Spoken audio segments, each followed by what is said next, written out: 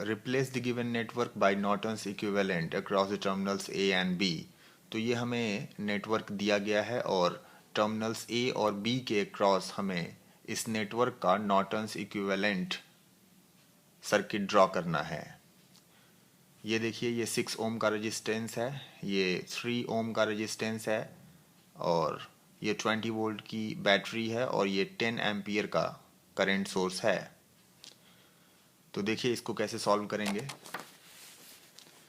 ये हमारा given circuit है, इस गिवन सर्किट का हमें नॉर्टन्स इक्विवेलेंट बनाना है। तो नॉर्टन्स इक्विवेलेंट किस तरीके से बनता है, इसके पहले के वीडियोस में मैं बात कर चुका हूँ कि नॉर्टन्स इक्विवेलेंट किसी लीनियर कॉम्प्लेक्स सर्किट का, किसी भी लीनियर कॉम्प्लेक्स सर्किट का नॉर्टन्स इक्विवेलेंट इसी प्रकार से बनता है। एक करंट सोर्स होगा, एक रेजिस्टेंस होगा और दोनों आपस में पैरेलल में होंगे। हमारी डिफ़िकल्टी क्या है? हमारी डिफ़िकल्टी है ये जो नॉर्टन्स इक्विवेलेंट रेजिस्टेंस की वैल्यू को फाइंड आउट करना और नॉर्टन्स इक्विवेलेंट करंट की वैल्यू को फाइंड आउट करना। तो इसके पहले के लेक्चर्स में मैं आपसे बात कर चुका हूँ कि अगर आपको नॉर्टन्स इक्विवेलेंट रेजिस्टेंस को फाइंड आउट करना है तो सर्किट में, इस नेटवर्क में सभी सोर्सेस को आप डीएक्टिवेट कर दीजिए। सभी इंडिपेंडेंट, आई रिपीट, सभी इंडिपेंडेंट सोर्सेस को आप डीएक्टिवेट कर दीजिए और ए और बी के क्रॉस इक्विवेलेंट रेजिस्टेंस को फाइंड आउट कर लीजिए। The Norton's equivalent resistance is the Norton's equivalent resistance is the equivalent resistance across the terminals A and B after deactivating all the independent sources। तो मैं यहाँ पे लिख देता हूँ कि Norton's equivalent resistance is the equivalent resistance of the circuit across the terminals A and B after deactivating independent sources.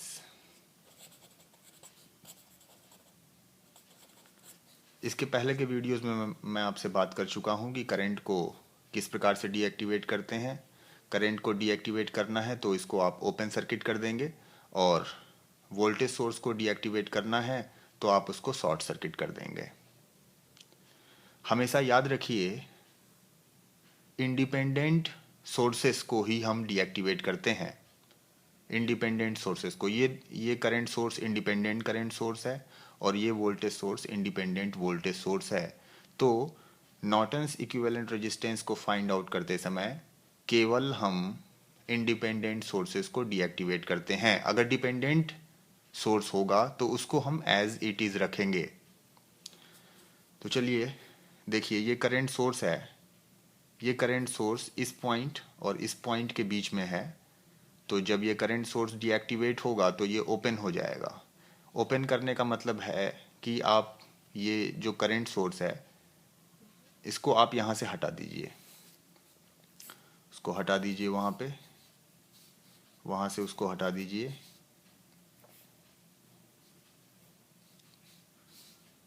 यहाँ इस पॉइंट और इस पॉइंट के बीच में, इन दोनों पॉइंट्स के बीच में करंट सोर्स था तो मैंने उसको रिमूव कर दिया। अगर मुझे बैटरी को डीएक्टिवेट करना है, ये बैटरी इस पॉइंट और इस पॉइंट के बीच में है, अगर बैटरी को डीएक्टिवेट करना है तो उसको शॉर्ट कर दीजिए। ये मैंने शॉर्ट कर दिया। यहाँ पे 3 ओम का रेजिस्टेंस है और ये आपका सर्किट बन गया। अब इस सर्किट से हम इक्विवेलेंट रेजिस्टेंस की वैल्यू को फाइंड आउट करेंगे across the terminals A and B. देखिए इस पॉइंट को, अब मेरा काम है इक्विवेलेंट रेजिस्टेंस को फाइंड आउट करना इस सर्किट में। इस पॉइंट को और इस पॉइंट को आप देखिए ध्यान से, ये वाला पॉइंट और ये वाला पॉइंट देखिए ध्यान से। इस पॉइंट के बीच में, इन दोनों पॉइंट्स के बीच में अगर हम इधर से देखें, इन दोनों पॉइंट्स के बीच में अगर हम इधर से देखें तो कोई भी इलेक्ट्रिकल एलिमेंट प्रेजेंट नहीं है। इन दोनों पॉइंट्स के बीच में अगर हम इधर से देखें ऐसे करके तो कोई भी इलेक्ट्रिकल एलिमेंट हमें दिखाई नहीं देता, इसलिए इन दोनों पॉइंट्स का पोटेंशियल सेम होगा। अगर इन दोनों पॉइंट्स का पोटेंशियल सेम है तो इस 3 ओम के रेजिस्टेंस में कोई भी करंट फ्लो नहीं होगा, तो हम इसको काट कर हटा सकते हैं। इसको आप डिलीट कर दीजिए और सर्किट को आप फिर से बना दीजिए। ये 6 ओम, ये है पॉइंट ए, ये है बी। तो ए और बी के बीच में जो इक्विवेलेंट रेजिस्टेंस है इसकी वैल्यू है 6 ओम। तो हमारा जो नॉर्टन्स इक्विवेलेंट रेजिस्टेंस आ गया, इसकी वैल्यू आ गई 6 ओम। अब हमारा काम है नॉर्टन्स इक्विवेलेंट करंट को फाइंड आउट करना। तो नॉर्टन्स इक्विवेलेंट करंट को फाइंड आउट करने के लिए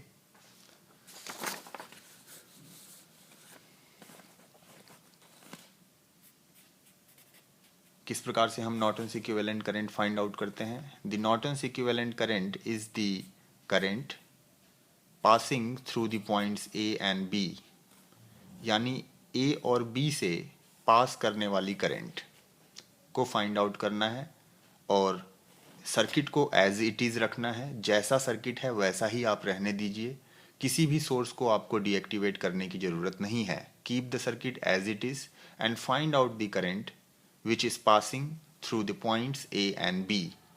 तो ए और बी से करंट तभी पास कर सकती है जब ये ए और बी टर्मिनल्स आपस में शॉर्ट सर्किट हों। तो अगर मुझे करंट नॉर्टन्स इक्विवेलेंट करंट को फाइंड आउट करना है तो पहले हम ए और बी टर्मिनल्स को शॉर्ट कर देंगे। ये जो सर्किट दिया हुआ है इसमें बिना किसी सोर्स को डीएक्टिवेट किए हुए सर्किट को एज इट इज़ रखते हुए ए और बी को शॉर्ट करके ए और बी पॉइंट से पास होने वाली करंट को फाइंड आउट कर लेंगे। This is 10 ampere current source, 20 volt battery, 6 ohm resistance, 3 ohm resistance. This is point A, this is point B. मैंने आपसे पहले भी कह दिया कि अगर मुझे नॉर्टन्स इक्विवेलेंट करंट को फाइंड आउट करना है तो सर्किट को एज इट इज़ रखते हुए ए और बी पॉइंट को शॉर्ट कर देंगे और ए और बी पॉइंट से पास करने वाली करंट को फाइंड आउट कर लेंगे और यही करंट हमारी नॉर्टन्स इक्विवेलेंट करंट होगी। तो देखिए किस प्रकार से हम इस करंट को फाइंड आउट करेंगे।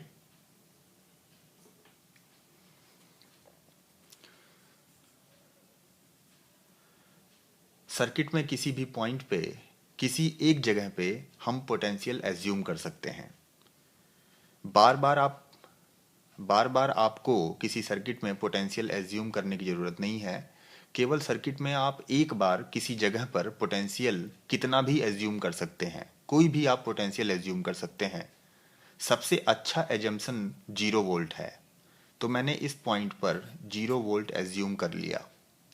अगर ये 0 वोल्ट है तो ये भी 0 वोल्ट पे होगा, क्योंकि इन दोनों पॉइंट्स के बीच में कोई भी इलेक्ट्रिकल एलिमेंट प्रेजेंट नहीं है, इसलिए इन दोनों का पोटेंशियल सेम होगा। अगर ये 0 वोल्ट है तो ये 20 वोल्ट पे होगा। बैटरी की बड़ी प्लेट हमेशा हायर पोटेंशियल पे होगी, छोटी प्लेट हमेशा लोअर पोटेंशियल पे होगी। इसलिए यहाँ का पोटेंशियल अगर 0 वोल्ट है तो यहाँ का पोटेंशियल 20 वोल्ट होगा। 20 वोल्ट की बैटरी का मतलब ये हुआ कि दोनों टर्मिनल्स के अक्रॉस पोटेंशियल डिफरेंस 20 वोल्ट है। तो अगर ये 0 वोल्ट है तो ये 20 वोल्ट होगा। If this potential is 20 volt, we can write the potential of this point. It will be 20 volt. Now see in this way, if this point is at potential of 0 volt, then this point B will be also at 0 volt. अगर ये point 0 volt पे है तो अगर आप इधर से देखें तो ये point A भी 0 volt पे होगा। अगर ये point A 0 वोल्ट पे है और इन दोनों पॉइंट्स के बीच में कोई भी इलेक्ट्रिकल एलिमेंट नहीं है, ये भी 0 वोल्ट पे होगा। अगर हम देखें, देखिए फाइनल एम हमारा है current passing through the points A and B को फाइंड आउट करना, है ना। ये वाली इस करंट को फाइंड आउट करना, ए और बी पॉइंट को हमने सॉर्ट कर दिया और ये जो सॉर्टेड वायर है इसमें हमें करंट को फाइंड आउट करना है, ये हमारा मेन एम है। तो उसी करंट को मैं फाइंड आउट करने के लिए ये एनालिसिस कर रहा हूँ। देखिए अगर कोई रजिस्टर दिया है R और यहाँ पे पोटेंशियल है V1 और यहाँ पे पोटेंशियल है V2, लेट अस से this is 20 volt and this is 5 volt and this register is of resistance 3 ohm. So to find the current, we know that the higher potential minus lower potential divided by resistance. So it will become 15/3, so it will become 5 ampere. And the current will always flow from higher potential to the lower potential. और ये बात आप जानते हैं, मैंने थोड़ा सा discuss कर दिया। देखिए ये 3 ओम का रजिस्टर है, ये 20 वोल्ट पे है, ये 0 वोल्ट पे है और बहुत ही आसानी से हम इसमें करंट फाइंड आउट कर सकते हैं, higher potential minus lower potential by 3। So this current will be 20/3 and if you calculate the value of 20/3 you will get the current of 6.67 ampere. So the current which is passing through 3 ohm resistor is 6.67 ampere.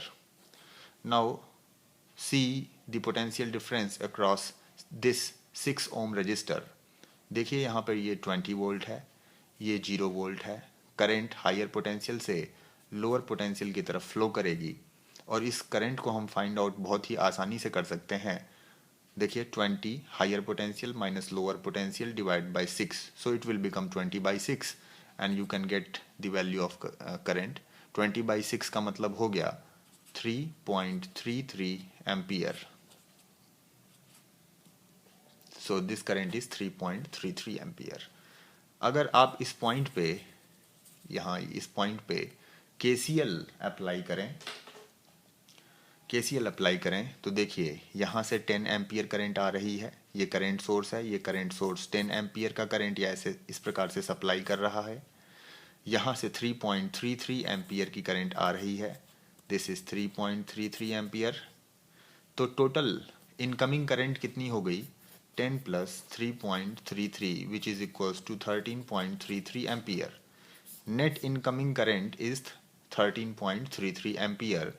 So net outgoing current will be, the net outgoing current will be 13.33 ampere.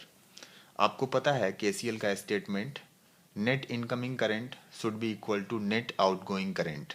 Total आने वाली current equals to total जाने वाली current. यहाँ पे आप देख लीजिए total कितनी करंट आ रही है, 10 प्लस 3.33, और टोटल कितनी करंट जा रही है, इस पॉइंट से दूर जा रही है, 13.33 ampere. So this current will flow in this wire and this current will pass through the points A and B. So this is the value of the Norton's equivalent current. So write this value 13.33 ampere in this circuit. 33 ampere. So this is 13.33 ampere and the Norton's equivalent resistance is 6 ohm, and here the answer is complete. Okay.